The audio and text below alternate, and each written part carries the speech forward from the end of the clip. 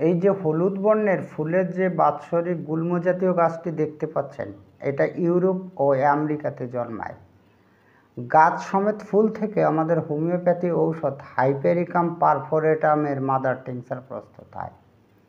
আঘাতজনিত রোগ, মাথার ব্যাধি, চর্মপীড়া, হাত পায়ের ব্যথা ইত্যাদি জটিল জটিল রোগে ঔষধটি সুফলের সাথে ব্যবহৃত হয়। মেডিসিনটিতে যে সুনির্দিষ্ট প্রধানতম লক্ষণগুলো রয়েছে, যদি তার ঔষধ চিত্র মনে মনে অঙ্কন করে নেওয়া যায়, তবে সঠিক ঔষধ নির্বাচন করতে খুবই সুবিধা হয়। আজকের ভিডিওতে রেমেডিটির ড্রাগ পিকচার অঙ্কনের জন্য এমন কিছু গুরুত্বপূর্ণ তথ্য আপনাদের সামনে এক্সপ্লেইন করে শোনাবো, যাতে সঠিক ঔষধ নির্বাচনের মাধ্যমে রোগীকে আরোগ্য করা যায়। ভিডিওটি ভালো লাগলে লাইক, কমেন্ট, শেয়ার করবেন এবং আপনি যদি এই চ্যানেলে নতুন এসে থাকেন তাহলে চ্যানেলটাকে সাবস্ক্রাইব করে রাখবেন পরবর্তীতে নতুন ভিডিওর নোটিফিকেশন সবার আগে পাওয়ার জন্য। এবার আমাদের এই হাইপেরিকামের মাত্র 8টি প্রধানতম লক্ষণ রয়েছে। ঔষধ নির্বাচনে এগুলোর গুরুত্ব অপরিসীম, তাই আপনাদের কাছে আমি রিকোয়েস্ট করব, আপনারা ভিডিওটি না টেনে যদি এই 8টি প্রধানতম লক্ষণ একটু মনোযোগ দিয়ে শোনেন, তাহলে আপনাদের ঔষধ খুঁজে বের করতে খুবই সুবিধা হবে। এবং একটি বিশেষ কথা রয়েছে যে এই ঔষধটি ভালো কাজ দেয়, বিভিন্ন রোগে কিন্তু ভালো কাজ দেয়। সেই রোগগুলোতে কীরকম লক্ষণ বা উপসর্গ দেখা দেয়, সেই লক্ষণের সঙ্গে যদি রোগীর লক্ষণের সাদৃশ্য না হয়, তাহলে তো ঔষধ নির্বাচন ভুল হয়। তো আপনাদের আমি রিকোয়েস্ট করি আপনারা এগুলো মনোযোগ দিয়ে শুনবেন, তাহলে আপনাদের বিশেষ উপকারে আসবে। যাই হোক, প্রধানতম লক্ষণ নাম্বার 1-এ রয়েছে ক্রিয়াস্থান। ক্রিয়াস্থান মানে হচ্ছে আমাদের এই হাইপেরিকাম ঔষধটির কোথায় অধিক ক্রিয়া আছে, এবং এটা আমরা যদি জানতে পারি তাহলে সেই সমস্ত জায়গায় যদি কোনো রোগের উৎপত্তি ঘটে, তাহলে আমরা এই ঔষধটি নির্বিঘ্নে ব্যবহার করতে পারি। যাই হোক, ক্রিয়াস্থান রয়েছে মাথা ও স্পাইনাল কর্ড থেকে উৎপন্ন স্নায়ুর উপর ঔষধটির প্রধান ক্রিয়া। মানে স্পাইনাল কর্ড হচ্ছে আমাদের এই ব্যাকবোন, শিরদাঁড়া, পিঠের। তো আমরা জেনে নিলাম যে আমাদের এই যে মাথা এবং এই স্পাইনাল কর্ড থেকে যে স্নায়ুগুলো উৎপন্ন হয়েছে, সেই স্নায়ুর উপরে কিন্তু এর প্রধান ক্রিয়া রয়েছে। এবং এই সমস্ত জায়গায় যদি কোনো রোগ ব্যাধি হয়, তাহলে সেই রোগে কিন্তু আমরা ব্যবহার করতে পারি। প্রধানতম লক্ষণ নাম্বার 2-তে রয়েছে মন। মানে এই আমাদের হাইপেরিকাম ঔষধটি রোগীদের মানসিক অবস্থাটা কেমন থাকে। লিখবার সময় শব্দ ভুল করে, অক্ষর বাদ যায়, মানে যখন লেখে তখন শব্দ হয়তো একটা নেই সেই বাক্যের, বা দেখা গেল সেই শব্দের মধ্যে একটা অক্ষর নেই, মিসিং হয়ে গেছে, এটা যায়। কি বলিতেছিল সে ভুলে যায়, মানে কথা বলার সময় যখন সে কথা বলে তখন অন্যের একটা কথা শ্রবণকালে ভুলে যায় যে সে আগে কি বলছিল।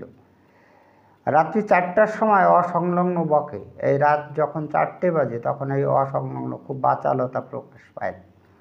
ভূত প্রেত দেখতে পায়, এরা মনে মনে সে ভূত প্রেত দেখতে পায় এবং স্বপ্নেও দেখে।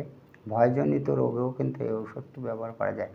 তাহলে আমরা মোটামুটি ধারণা পেয়ে গেলাম যে হাইপেরিকামের রোগীদের মানসিক অবস্থাটা কেমন থাকে।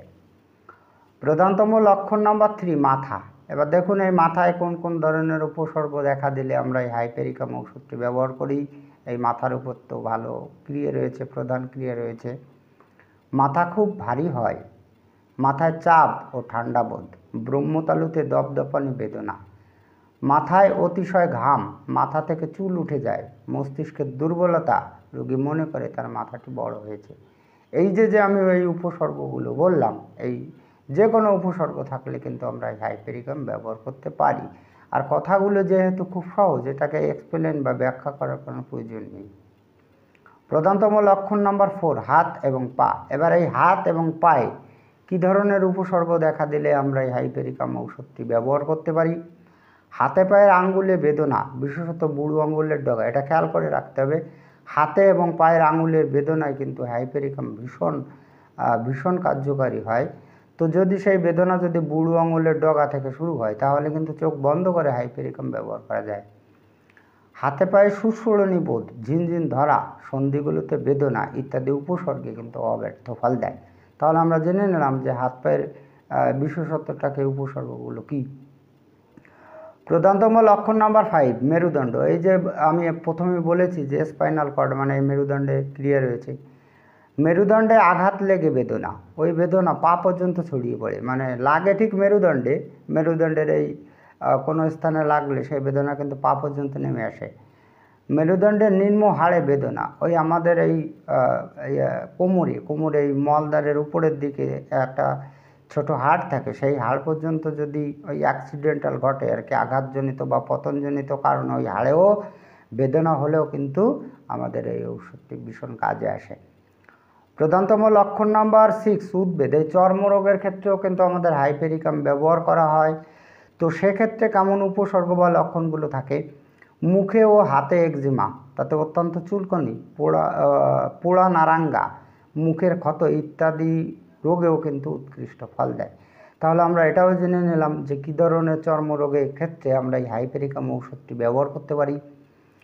প্রধানতম লক্ষণ নাম্বার 7, আঘাত। এই আঘাতজনিত কারণে আমরা কিন্তু হাইপেরিকাম ব্যবহার করি।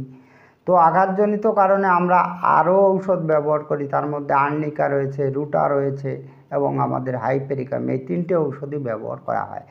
তো আগে আমরা জেনে নিই যে কীরকম আঘাতজনিত কারণে আমরা ব্যবহার করতে পারি। আঘাত বা পতনজনিত কারণে স্নায়ু আক্রান্ত হলে বিশেষ উপকারে আসে। আঘাত লেগে তড়কা, ধনুষ্টঙ্কার, ফিট, পায়ের তলায় সূচ বা পেরেক ফোটা, কুফল, সার্জিক্যাল অপারেশনের পর মস্তিষ্কে বিকৃতিতেও কিন্তু ওষুধটি উপকারে আসে। তাহলে আমরা জেনে নিলাম যে আঘাত লেগে যদি স্নায়ু আক্রান্ত হয় তাহলে কিন্তু আমরা সেই সময় ব্যবহার করতে পারি এই হাইপেরিকাম। আর আঘাত লেগে যদি মাংসপেশি আক্রান্ত হয় তাহলে আমরা কিন্তু আর্নিকা ব্যবহার করতে পারি। আর আঘাত লেগে যদি হাড় পর্যন্ত ধরে যায়, মাংসের নিচে অনেক গভীরে হাড় থাকে, সেই হাড়ে যদি আঘাত লাগে তাহলে আমরা কিন্তু সেই ক্ষেত্রে কিন্তু রুটা গাবা ব্যবহার করতে পারি। এছাড়া আঘাত লেগে যদি কোনো ধনুষ্টঙ্কার হয়, পায়ের তলায় বা কোনো পেরেক বা সূচ ফুটলেও কিন্তু ধনুষ্টঙ্কার হওয়ার আশঙ্কা থাকে, তো সেই ক্ষেত্রে আমাদের হাইপেরিকাম কিন্তু ব্যবহার করা হয়।